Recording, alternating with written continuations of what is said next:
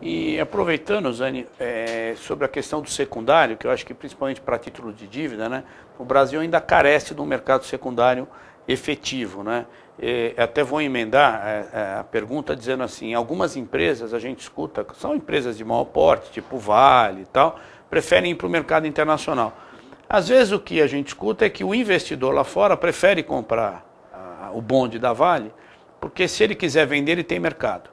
E se ele viesse ao Brasil comprar uma debênture da Vale, né, se você tornasse atrativo essa entrada do investidor aqui, um grande problema é que ele teria que morrer amarrado com o título. Então, primeiro que você comentasse isso, se é fato, se é por isso que algumas empresas vão para o mercado internacional ou não, e como é que a gente faz para tentar resolver a questão do secundário. Eu tive a oportunidade de trabalhar durante quase 20 anos no mercado financeiro, e lá na década de 80, quando eu entrei, o pessoal da área de mercado de capitais sempre falava, não, precisamos estimular a criação do secundário. Já se foram quase 30 anos, o que a gente faz para criar esse mercado secundário, né? Bom, professor, essa pergunta com o mercado secundário, o senhor colocou que desde a época dos anos 80, quando o senhor estava no mercado, mais ativo em si, do lado bancário, eu já há vários anos dentro da associação e como profissional em si, tenho uma preocupação grande no fomento desse mercado secundário. Então, o que o mercado nos últimos 7 anos, colocaria dessa forma, desde o advento da criação do Código de Autorregulação da antiga ANBID, hoje já ANBIMA, trouxe uma condição e vários pontos para que esse mercado possa ser desenvolvido. Não é uma única ação que a gente fomenta esse mercado secundário ou não. São várias ações que vão culminar numa compra e venda de papéis no secundário. O senhor citou também que algumas empresas buscam o mercado externo porque podem ter uma maior liquidez até no secundário e você tem uma facilidade em si dos investidores, um nível de liquidez um pouco maior. Eu acho que a CVM acertou muito quando ela fez a edição da Instrução 476. Então, ela criou, obviamente, as suas restrições, como negociabilidade por um determinado período, mas propiciou às empresas que captavam lá fora, que, por exemplo, não é o caso da Vale, mas outras empresas de sociedade, SAs, que eram de capital fechado, poderem acessar o mercado de capitais. Quem tiver interesse em entrar no site da ANBIMA, verificar as empresas em si, que não são abertas, que se utilizaram até desta Instrução 476, vão verificar que grandes empresas passaram a captar também no mercado local. Por quê? Porque a CVM fez a edição. E como a CVM fez essa edição? Porque os próprios bancos, por meio da sua associação, que seria a ANBIMA hoje, buscaram esse relacionamento, esta discussão com a CVM e construíram juntos uma instrução que propiciava este acesso destas empresas no mercado local. Então, focando já esta visão, dando essa explicação da instrução, do que aconteceu com relação a 476 e operações externas, esta é uma condição, acho que muito importante para o mercado secundário, que tenham novos entrantes. Então, como é que você fomenta esse mercado? Quem são os investidores atuais? Os asset managers, fundações, fundos de pensão e bancos. Hoje, bancos também entram, buscam posições proprietárias de títulos e valores imobiliários, que seja de dívida, vamos concentrar nele, porque o equity vai muito bem, obrigado. E também buscam comprar e vender, só que em volumes ainda reduzidos. Não é o ideal para o mercado de capitais em si, este volume atual que você tem de secundário hoje, muito pequeno. Então você precisa trazer novos entrantes. Quem são esses novos entrantes? Caso ocorra algum tipo de benefício ou um fomento para que esses novos entrantes acessem o mercado de capitais brasileiro, por exemplo, investidores internacionais, hoje eles estão inviabilizados, acho que pelo retorno, é uma opinião pessoal minha, com relação a quando ele tira o dinheiro do país que ele tiver e vai comprar um título de dívida no Brasil, a parte de impostos a qual ele tem que entrar e sair do país e o que ele paga, inviabiliza o retorno dele. Então é preferível ele deixar num CDS ou ele deixar numa outra transação que ele esteja lá fora, do que trazer o seu recurso para cá e aplicar numa debênture, numa nota promissória, num investimento, num fundo de investimento imobiliário, num FDIC, no que seja. Então ele precisa desse incentivo. Por exemplo, hoje o investidor internacional, se ele quer comprar um título do governo, ele compra sem IR. Então, se isso de alguma forma pudesse também ser fomentado aos títulos de dívida corporativos no país, eu teria um novo entrante. Esse novo entrante ele também vai buscar o quê? Uma possível liquidez no secundário.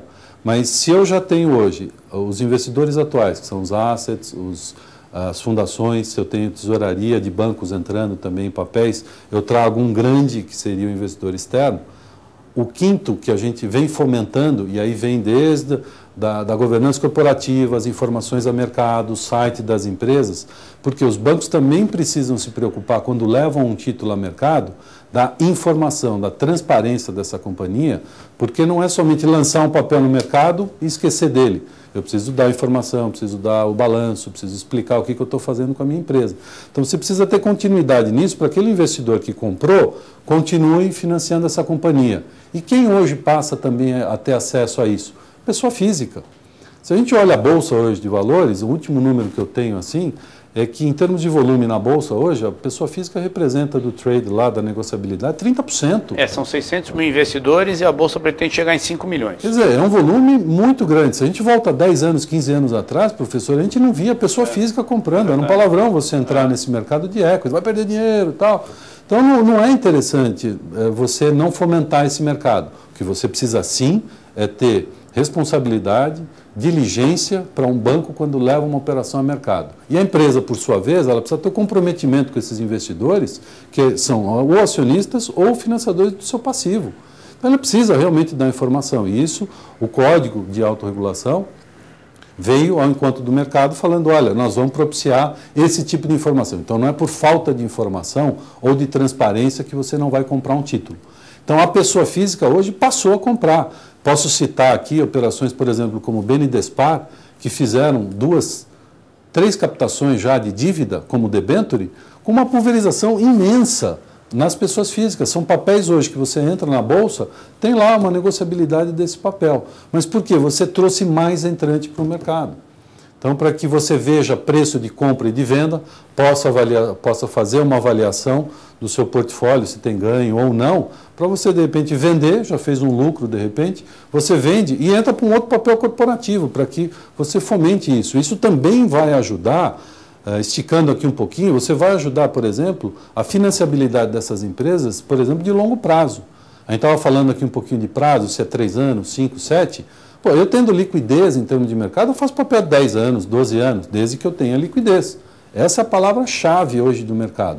Liquidez, mercado secundário, quer seja de equity ou de dívida. Qual é o tempo para um investidor obter recursos, seja em equity ou em dívida? A partir do momento que ele procurou você lá no Bradesco, se o Bradesco analisar, a empresa tem condição, em quanto tempo ele está fazendo o IPO, o follow-on, ou está colocando a ANP ou a debenture ou montando o seu fundo de CBB? Essa é uma pergunta também muito interessante, mas que poderia demorar aqui, acho que uns 5 programas, mas vamos tentar resumir um pouquinho aqui a história. Vamos supor que o empresário, no meu ponto de vista aqui, o empresário tomou a sua segunda maior e difícil decisão, abrir o seu capital em bolsa de valores por meio de ações, porque eu acho que a primeira que ele fez foi ou tirar o dinheiro do bolso e investir, ser um empreendedor, né? Fazer uma empresa, ter riscos. Então, acho que essa é a primeira decisão difícil. Ou ele poderia ter deixado esse dinheiro em outro lugar e não ter feito nada. Então, essa primeira decisão ele tomou. A segunda é, abro o meu capital ou não abro o meu capital? Trago mais sócio ou não trago mais sócio? Se a empresa, vamos supor que a empresa esteja preparada em níveis de governança corporativa, eu preciso estabelecer uma premissa, porque senão, se eu não tenho esta premissa, o que está atrás dela pode demorar às vezes 2 anos, 3 anos, 5 anos. Notadamente, as empresas no Brasil têm uma concentração de controle familiar, não podemos deixar de lembrar disso. Então, 70%, 75% ainda tem uma condição de controle familiar. E o planejamento sucessório não foi feito? O planejamento sucessório, se ele não foi feito, ou mesmo a concepção da companhia não é de abertura, não é de transparência, cada um tem, eu acho que, uma linha de conduta aí. Mas se a empresa tomou essa decisão, ela sabe do seu bônus e do seu ônus, ela tem vantagens e desvantagens. Supondo que ela já fez esse processo, ela está pronta Porque isso é o que pode demorar, às vezes, 5 anos, até você acertar a companhia para que realmente ela esteja com governança, desejo realmente de abrir, dar informações ao mercado, porque a decisão muda um pouco de uma companhia que é fechada, supondo que você tenha 2 sócios, 2 irmãos, por exemplo, os 2 sentam, decidem e está acabado. A partir do momento que ele toma uma decisão de via mercado, que ele tem acionista minoritário, ele tem responsabilidade sobre esse acionista, essas decisões não são mais tomadas desta forma. Então, tudo isso é uma preparação para uma companhia via mercado, que pode demorar. Então, partindo do princípio que ele já tem esta condição, você faz uma primeira análise com relação ao potencial dessa empresa, seguindo, lembra daqueles parâmetros, se o tamanho da oferta, se a valorização dessa companhia atinge esses parâmetros, entre você mandatar um banco, que você pode até fazer um processo concorrencial sobre vários bancos e você vai... É o que a gente chama no mercado casar com essa instituição para que ela leve você uma ou mais instituições, porque você pode montar sindicato. Esses bancos vão te levar ao mercado. Então você pode ter uma preparação, às vezes, de 4 meses, entre documentação, negociabilidade, leitura de mercado, do que você está fazendo para que você leve a empresa em caminho correto, atingindo os objetivos tanto da empresa lançadora das novas ações, quanto os investidores. Não adianta, você precisa estar em sintonia nisso. Não adianta uma empresa falar, bom, a minha empresa, sem mérito ou sem julgamento, a empresa vale, na concepção do dono da companhia atual, vale 1 bilhão. E o mercado fala que essa empresa vale 600 milhões, e os comparáveis dessa companhia estão nessa faixa 600, 700 milhões, é muito difícil que a empresa consiga esse 1 bilhão, porque você tem comparáveis aí. Olhando isso, tomando essa decisão, você tem essa discussão com relação à valorização da empresa, a discussão de documentação, a que mercado você vai acessar.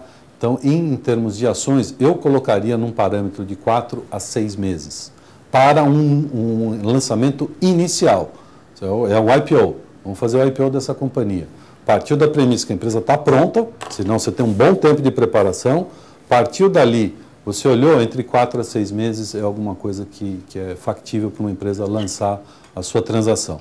Já para um processo de dívida, eu colocaria num processo entre 30 a 40 dias, dependendo da instrução. Se você vai para uma instrução 400, que é a instrução CVM número 400, que rege o mercado de capitais, é uma distribuição pública de debêntures ou de notas promissórias, do que seja, que você vai ter amplo acesso, diferente de uma instrução 476, que o acesso é restrito. Então, para uma operação na instrução 476, eu colocaria entre 30 dias, 40 dias, e para uma operação na instrução 400, eu colocaria entre 60 e 70 dias, pelo fato de você ter a preparação da empresa com a documentação. Já as empresas que estão no mercado, esse prazo pode ser mais reduzido. Uma empresa que já está aí na parte de dívida, você pode, às vezes, até chegar em 20 dias fazer a colocação. Ok, nosso tempo está chegando ao final, uma pena. Eu fico aqui o convite aberto para uma próxima oportunidade. Para você, internauta de todo o Brasil que nos prestigia, agradecemos a audiência. Investimento em Pauta vai ficando por aqui.